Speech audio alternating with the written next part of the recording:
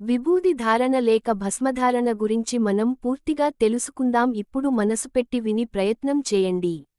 విభూదిని ధరించడానికి కొన్ని పద్ధతులు, నియమాలు ఉన్నాయి.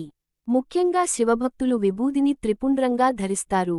విభూది ధరించే విధానం: విభూదిని తీసుకోవడం, కుడిచేతి మధ్యవేలు, అనామిక, ఉంగరపు వేలు, అంగుష్టము, బొటనవేలు సాయంతో విభూదిని తీసుకోవాలి.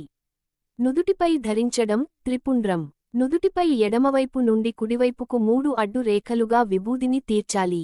ఆ తర్వాత అంగుష్టము, బొటనవేలు తో విభూది రేఖలపై కుడివైపు నుండి ఎడమవైపుకు మళ్లీ 3 రేఖలుగా ధరించాలి. దీన్నే త్రిపుండ్రం అంటారు, అంటే అడ్డబొట్టు అని అర్థం. విభూది ధరించేటప్పుడు నుదిటిపై కనుబొమ్మలు దాటి ప్రక్కలకు లేదా కనుబొమ్మల క్రిందికి ధరించకూడదు. ఈ విధంగా ధరించేటప్పుడు ఓం నమః శివాయ అనే మంత్రాన్ని లేదా గతంలో చెప్పిన శ్రీకరంచ పుణ్యంచ పవిత్రంచ పాపనాశనం, శ్రీ మన్మహాదేవస్య విభూతి పరమంపదం అనే మంత్రాన్ని పఠించడం శుభకరం. ఇతర శరీర భాగాలపై ధారణ: నుదుటితో పాటు విభూదిని శరీరంపై కొన్ని ముఖ్యమైన స్థానాల్లో కూడా ధరించవచ్చు. గొంతుపై మాట నిగ్రహానికి, గుండెలపై హృదయం స్వచ్ఛతకు, బాహువులపై భుజాలపై శక్తికి.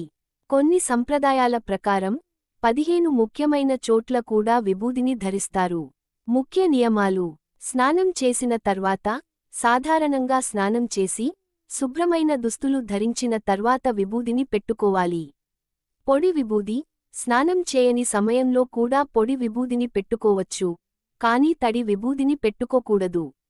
స్నానం చేసిన తర్వాత పూజకు ముందు విభూదిని పొడి చేసి ఎడమ చేతిలో వేసుకుని, దానిలో 2-3 నీటి చుక్కలు వేసి కుడిచేతితో కప్పి మంత్రం పఠించి ధరించవచ్చు. ఎప్పుడు ధరించాలి? ప్రాతఃకాలము, మధ్యాహ్నము, సాయంకాలము ఈ 3 సార్లు ధరించడం ఉత్తమం. లేదా కనీసం ఒక్కసారైనా ధరించాలి. మహిళలు, స్త్రీలు, పురుషులు ఎవరైనా విభూది ధరించవచ్చు. విభూది ప్రాముఖ్యత: విభూదిని దేవుని పూజ, జపము, యజ్ఞము, హోమము, శుభకార్యములలో ధరించినప్పుడు ఆ కార్యాలు సిద్ధించుతాయి అని నమ్ముతారు. భగవంతుని తీర్థప్రసాదాలు స్వీకరించే ముందు విభూతి ధరించడం ఆచారం. విభూతి ధరించడం వలన ఆధ్యాత్మిక ప్రయోజనాలతో పాటు శరీర ఉష్ణోగ్రతను నియంత్రించడం, చర్మ వ్యాధులు తగ్గించడం వంటి శాస్త్రీయ, ఆరోగ్య ప్రయోజనాలు కూడా ఉన్నాయని నమ్ముతారు. విభూతి ధరించేటప్పుడు పఠించే మంత్రం కింద ఇవ్వబడింది. శ్రీకరంచ పుణ్యంచ పవిత్రంచ పాపనాశనం, శ్రీ మన్మహాదేవస్య విభూతి పరమంపదం. ఈ మంత్రాన్ని పఠిస్తూ విభూతిని ధరించడం వల్ల శివుడి అనుగ్రహం లభిస్తుందని భక్తులు విశ్వసిస్తారు. రుద్రనామం: భస్మం శివస్య లక్షణం అని ఉద్ఘాటించినట్లుగా, భస్మధారణ అనేది శైవ సంప్రదాయంలో అత్యంత పవిత్రమైన ఆచారం. ఇది కేవలం ఒక గుర్తు మాత్రమే కాదు, శివుని స్వభావాన్ని, ఆయనకు ఉండే అద్భుత శక్తులను ప్రతిబింబించే ఒక పవిత్ర సంకేతం. విభూతి ధారణ ఒక పవిత్ర సంప్రదాయం. విభూతిని భస్మం లేదా శివభస్మం అని కూడా పిలుస్తారు. ఇది శివునికి అత్యంత ప్రీతికరమైనదిగా పరిగణించబడుతుంది. పురాణాల ప్రకారం శివుడు త్రిపురాసురులను సంహరించిన తర్వాత మిగిలిన భస్మాన్ని తన శరీరానికి పూసుకున్నాడు. అప్పటి నుండి భస్మధారణ శివభక్తులకు ఒక ముఖ్యమైన ఆచారంగా మారింది.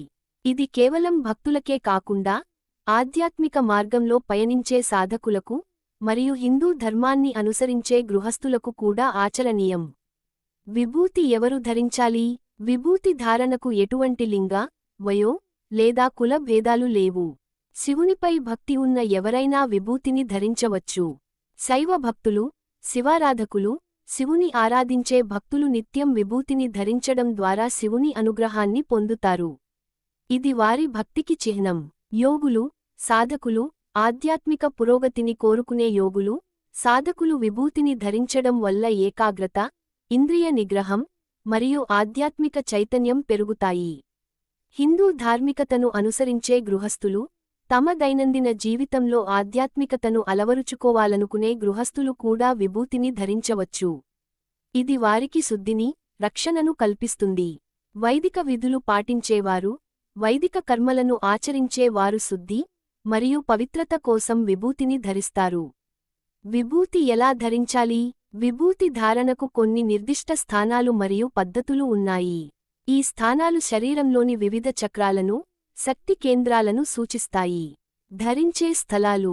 కనురెప్పల మధ్యలో భ్రూమధ్యం, ఇది ఆజ్ఞాచక్రం యొక్క స్థానం.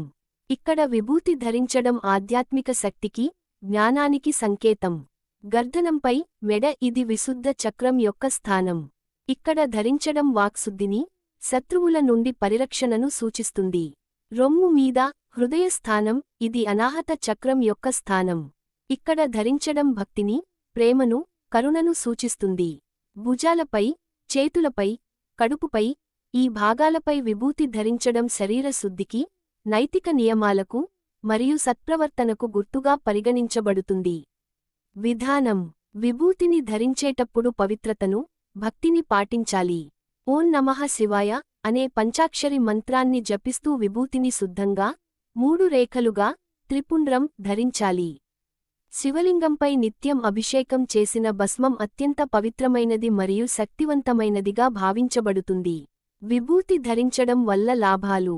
విభూతి ధారణ కేవలం ఒక మతపరమైన ఆచారం మాత్రమే కాదు, ఇది అనేక ఆధ్యాత్మిక, మానసిక, మరియు శారీరక ప్రయోజనాలను అందిస్తుంది. శరీరం, మనస్సు శుద్ధి.